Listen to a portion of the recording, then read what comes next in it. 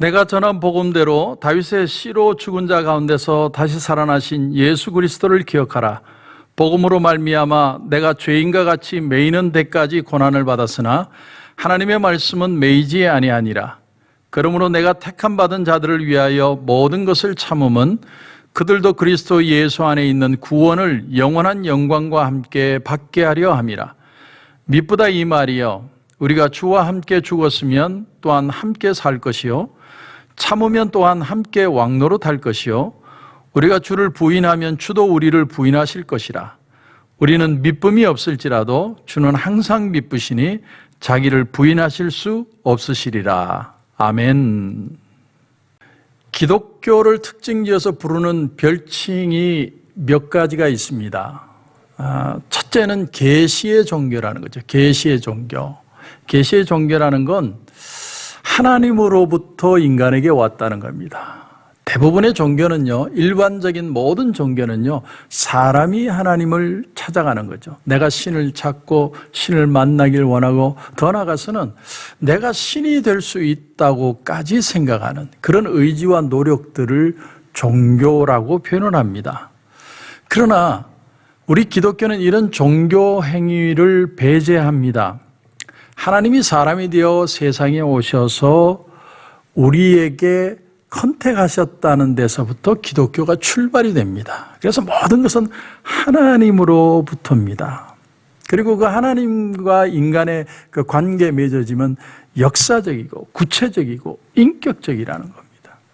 사람이 하나님께로 나가는 게 아니고 항상 하나님으로부터 우리에게 오는 것입니다. 이 퍼서널한 만남을 통해 구원이 이루어진다는 것이죠. 이게 바로 계시의 종교라는 겁니다.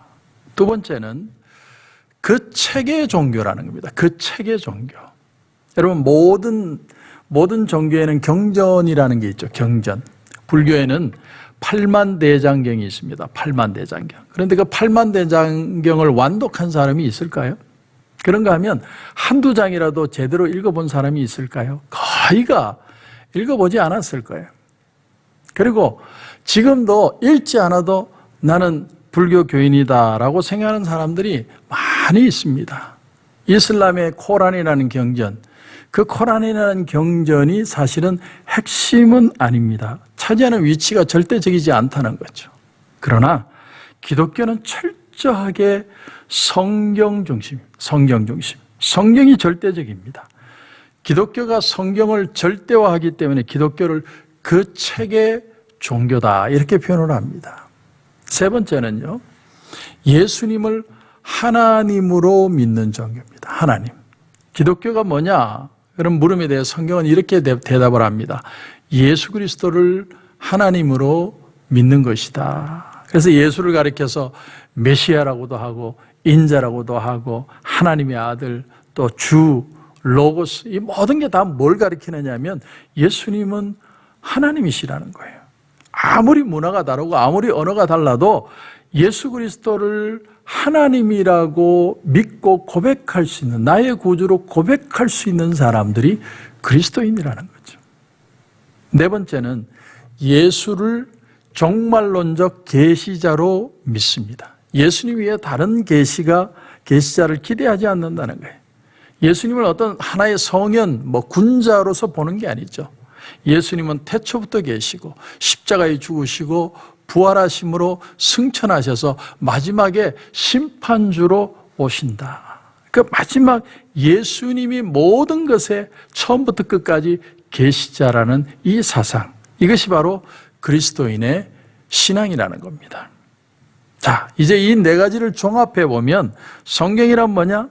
성경은 창세로부터 시작해서 이스라엘 역사를 기록하고 있는 역사서라는 겁니다. 하지만 이 역사서를 하나님의 말씀, 하나님의 계시, 길과 진리와 생명의 말씀이라고 믿는 겁니다. 자, 성경의 각 권에 적은 사람이 틀리고 연대가 틀리고 다 모든 것이 다르지만 한 권의 책으로 집약해서 이걸 하나님의 말씀이라고 우리는 표현을 합니다. 왜 그게 가능하냐? 그 속에 있는 말씀성 때문입니다. 말씀성. 말씀이 육신이 되어 우리 가운데 거하신다는 거예요. 그래서 말씀은 인격이라는 거예요. 말씀이 우리 가운데 오셨다는 거예요. 사람의 몸을 입고.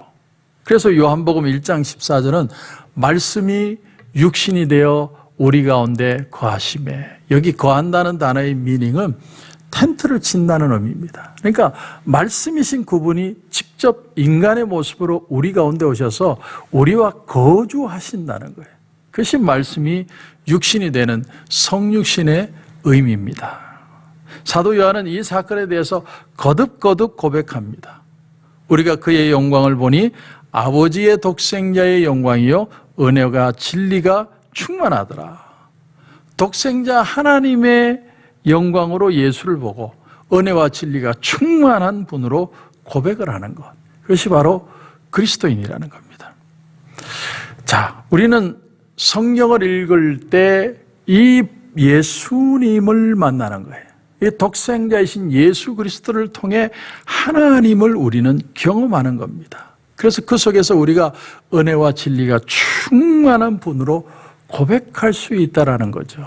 그래서 D.L. 무디 목사님은 이런 말을 했습니다. 어떻게 성경을 하나님의 말씀으로 믿을 수 있습니까? 어떻게 성경의 영감을 믿습니까? 그것은 이 성경을 읽어가는 동안에 하나님의 말씀이 내 귀에 직접 들려오기 때문입니다. 이렇게 표현을 했습니다. 성경을 통해서 우리는 그냥 글을 읽는 게 아니라 예수님을 만난다는 거죠. 왜?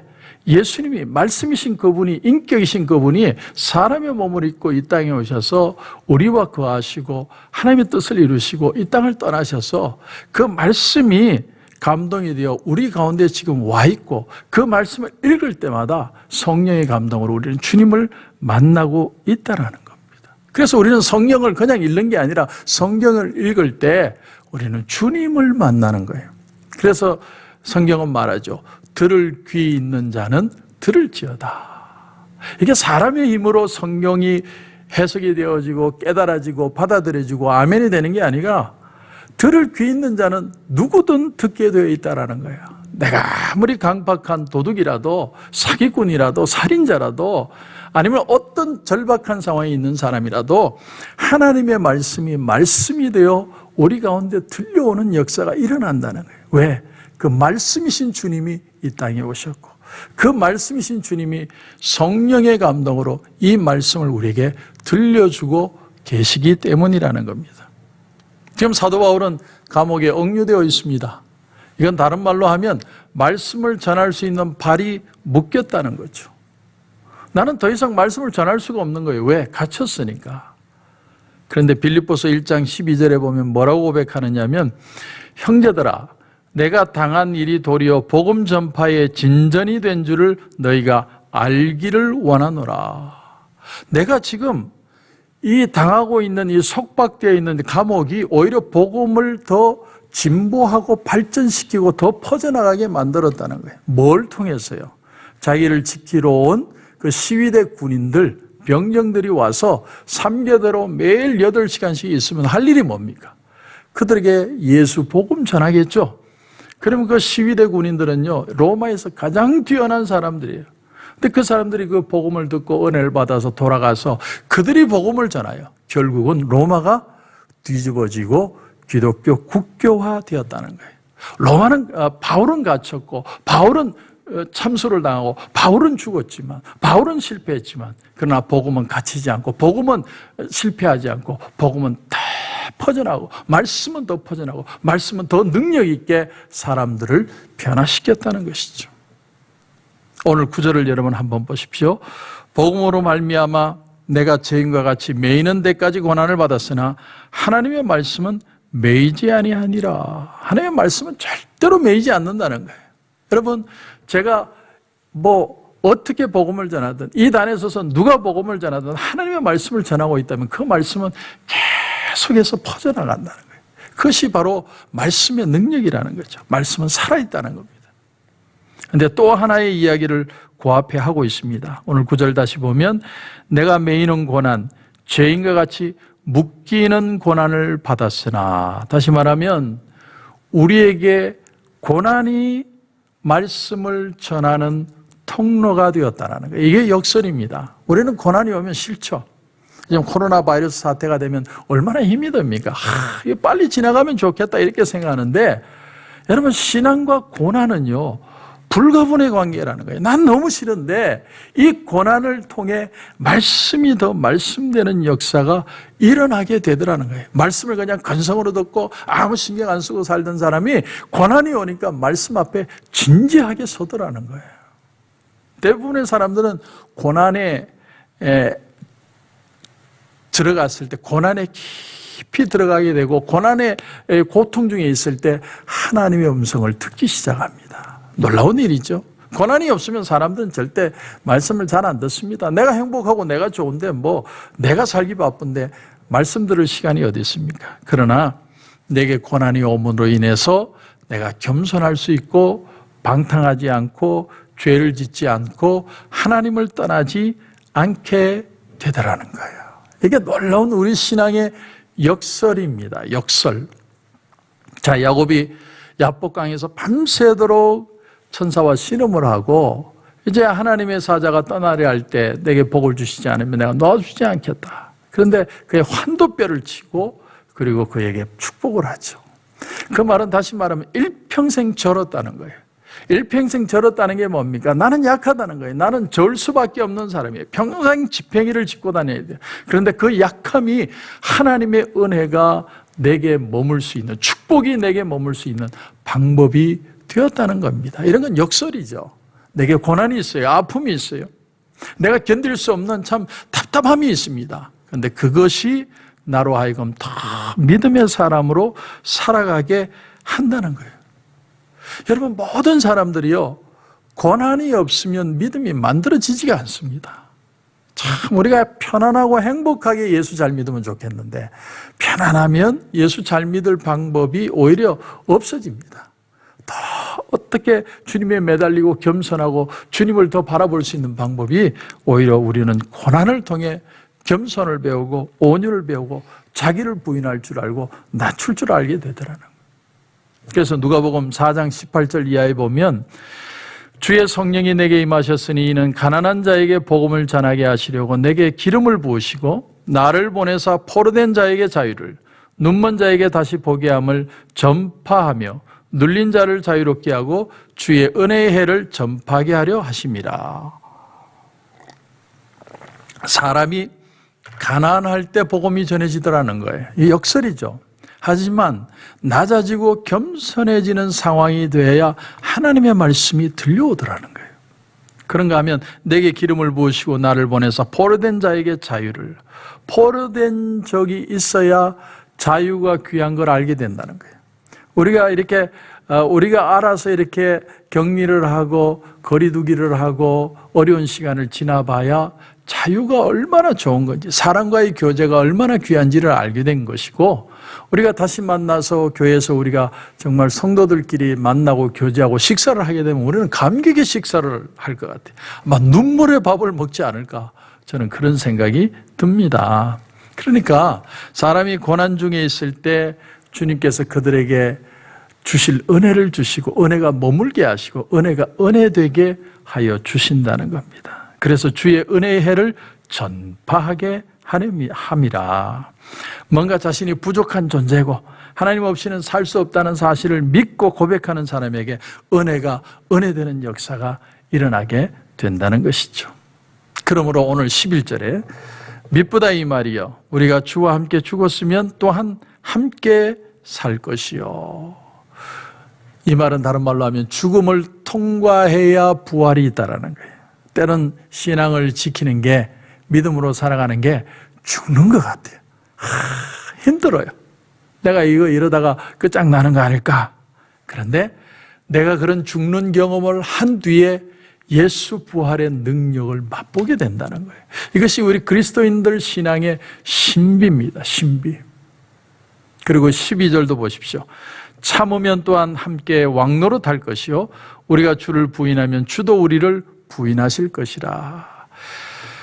구원이 이루어지기 위해서 예수님도 기다리셨습니다. 기다리고 인내하고 마지막까지 하나님의 뜻이 이루어질 때까지 십자가에서 그 죽음을 다 참아내셨죠. 고난이고 죽음이고 아픔이고. 우리도 마찬가지입니다. 지금 끝까지 우리는 참아내는 거 훈련하고 있습니다.